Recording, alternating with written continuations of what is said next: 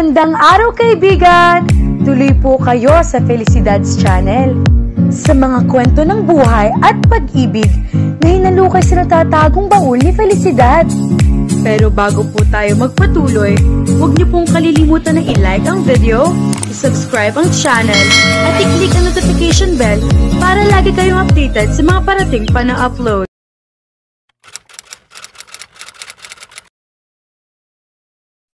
Kasalukuyang nagbibihis si Yara at katatanggal pa lang niya ng kanyang blouse nang magulat siya nang biglang walang kaabog-abog na pumasok sa dressing room niya si Pelaya. Nalimutan niyang ilak iyon nang lumabas si Eunice kanina. Dahil hindi naman niya inaasahan na bigla na lang may papasok doon nang hindi man lang kumakatok bilang pasintabi. At napamata siya at hindi makahuma sa pagkakatingin kay Pelaya na napatitig rin sa kanya. I wonder kung anong iisipin ni Nathan kapag nalaman niya na ang naliling sa kanyang babae ay may kapangitang itinatago. And no wonder na ang mga pinipili mong isuot sa mga selection ko ay iyong hindi mga revealing ang bandang likuran.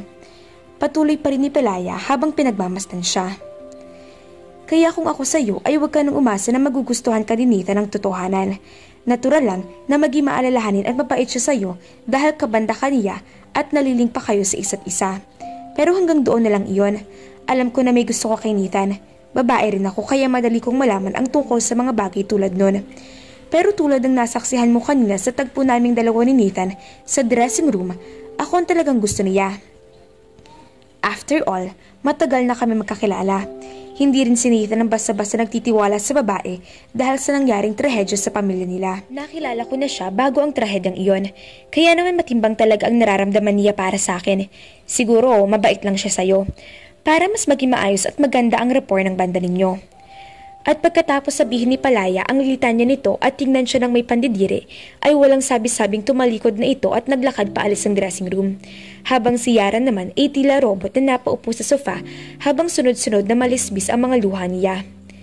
Hindi niya alam kung para saan ang luha niya kung dahil ba yun sa pagkakatuklas ni Pelaya sa pinakatatago niyang sekreto at pangmamaliit ito sa kanya o dahil sa sinabi nito na kailanman ay hindi siya magugustuhan at seseryosohin ni Nathan.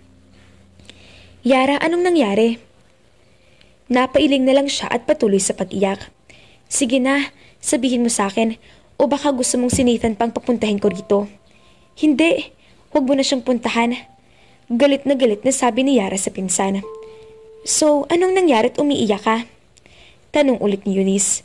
Kaya naman sa pahikbihikbing salita ay kiwento ni Yara sa pinsan ang buong pangyayari simula nang bigla siyang napasukan ni Pelaya sa dressing room at nakita nito ang likuran niya na may malalim at tulis-tulis na pangit na peklat. Lintik na babaeng yun ah. Lagot siya sa akin kapag nakita ko siya. Kakalbuhin ko talaga siya sa sabunot. Salamat sa pag-aalala mo sa akin. Pero hayaan na natin siya. May punto naman siya. Ako talaga ang ilusyonada. Ano bang pinagsasabi mo dyan? Huwag kang padadala sa sinasabi ng babaeng yon. Modelo lang siya, pero hindi naman siya kagandahan lalo na at pangit ang ugali niya. Hindi rin siya sexy dahil para siyang saranggola ni Pepe sa sobrang payat. Malnourished na yun at hindi sexy. Salamat na nandito ka, Eunice. At least, napasaya mo ko ng konti. Pero ayoko nang gumawa ng gulo. Gusto ko lang matapos itong shoot at kalimutan na ang masasamang araw na ito. Alam mo naman na kahit nasasaktan ako, ang palabas ay kailangan magpatuloy. O sa halip, pictorial pala. Pagkasabi nun ay tumayo na si Yara mula sa sofa at hinayaan niyang tulungan siya ni Eunice na mag-ayos para sa pictorial. Nasasaktan pa rin siya pero kailangan niya munang isantabi iyon kung gusto niya maging matagumpay at hindi mapahiya sa unang photoshoot niya kasamang iba pa niyang banda. After all, professional pa rin siya. Kaya kahit ang gusto na lang niyang umuwi at magkulong sa kwarto niya at umiyak at magbukmok habang kumakain ng ice cream, ay hinamig niya ang sarili niya para sa paghaharap nila ni Nathan sa kanilang photoshoot. Nagsisimula ng photoshoot ay hindi maiwasan ni Yara ang mailang sa presensya ni Nathan, lalo na't sila palagi ang magkatabi dahil sa nasaksihan niya ang paghahalikan nito at ni Pelaya. Idagdag pa roon ang sinabi ni Pelaya sa kanya ay mas gusto niyang leon ito kaysa mapalapit dito. Nasasaktan siya sa nalaman niya at nasaksihan niya iyon lalo't may espesyal ng nararamdaman kay Nathan. Pero alam niyang kailangan niyang isantabi sa pagkakataong iyon kung anumang personal niyang damdamin para sa photoshoot na iyon bilang isang profesional at kagrupo sa banda ni Nathan. Ang mga unang kuha kasi nila ay mga individual shots, kaya ngayon naman ay mga group shots. Kaya naman lagi nang magkakasama at magkatabi sina Yara at si Nathan. Ang unang group photos nila ay nakatayo sila at tila nakasandal sa isang background na ang nakalagay ay chicken wire na bakod. Sina Nathan ay nakasuot ng all black na damit habang si Yara naman ay naka-red sleeveless dress at elbow-length fingerless gloves and boots. Ang kuha sa kanila ay lahat sila ay nakaharap sa kamera. Pagkatapos ay iyong tila nakatingin sa malayo. At ang sumunod ay iyong magkabilaan silang nakatagilid kaya magkalapit at magkaharap sina Yara at Nathan dahil silang dalawa ang napapagitnaan ni na Paul at Mark.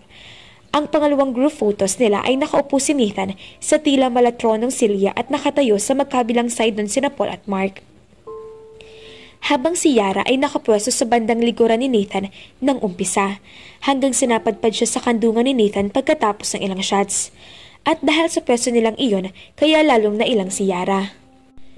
Mas marami ang shots kung saan nakakandong siya kay Nathan at lahat ng tao na nasa photoshoot na iyon ay tuwang-tuwa at kinikilig sa dalawa. Siguro maliban kay Pelaya. At para sa susunod na shoot, umupo si Yara sa malatrono na upuan, si Nathan naman ang nakapwesto sa bandang likuran ng kinuupuan niya. Nang tingalain niya ito at sandali dahil hindi niya mapigilan na sulyapan ito, ay narinig niya ulit ang sunod-sunod na pag-click ng kamera sa kanila, lalo na tumingin rin sa kanya si Nathan at ngumiti ito sa kanya. Sobrang bilis ng tibok ng puso niya habang magkadikit ang mga mata nila. Kasabay nito, kirot sa kanyang puso. Bago magsimula ang pangatlong group photos nila ay nagpalit muna sila ng damit. Naka-all black pa rin sila ni Nathan pero iba na ang design ng mga t-shirts na mga ito. Nakasuot sila ng strategically distressed jeans habang si Nathan naman ay nakasuot ng leather jacket. Habang si Yara ay nakasuot ng pulang blusa na may itim na bungo at buto ng graphic disenyo sa harap.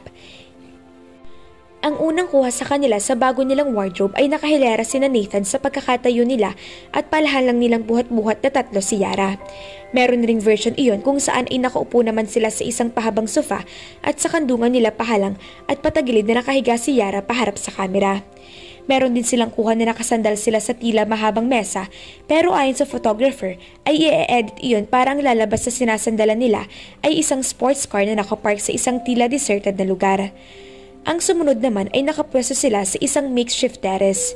Meron silang pictures na nakatayo at meron ding nakaupo sa barandilya.